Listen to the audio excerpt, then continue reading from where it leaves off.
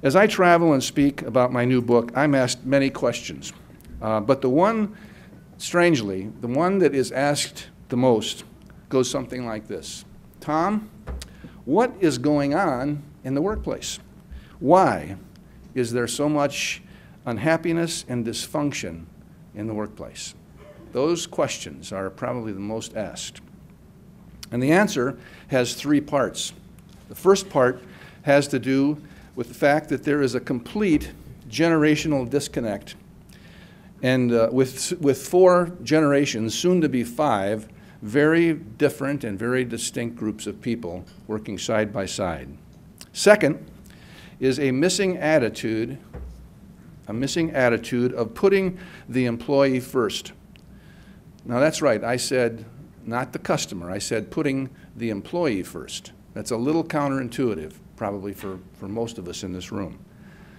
But when we put the employee first, the employees always then put the customer first, and the result is that customer service goes totally off the charts. If you think in terms of some of the latest, greatest models that we know, some of the in the technology business, the Googles, the Amazons, the Zappos, and companies of that nature, many of those I've personally researched. They were the early adapters to this concept of putting the employees first. And you know what? Strange things have happened.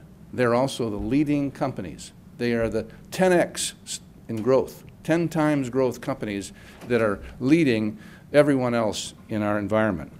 And third is the lack of a great place to work strategy, which kind of goes along with all of this. And yes, there really is unhappiness and dysfunction in the workplace. Most of the experts that I've researched over the last couple of years have been telling us that the unhappiness factor is somewhere between 40 to 62% of the workforce. Let me say that again.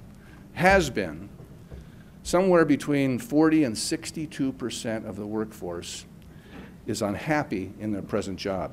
And their resumes are updated, and they're ready to make a job change. Now that's pretty shocking in a way. I think it should be, at least to us. However, in my recent research, very recently, just in the last couple of months, I have discovered some more frightening information than that. Right Management, the talent arm of Manpower Incorporated, some of you know that name, suggests that now it's as high as 81% of the workforce is ready to jump ship. 6% say it's not likely they will leave, but guess what? They have updated their resumes just in case. Only a mere 13% say they plan to stay in their current jobs.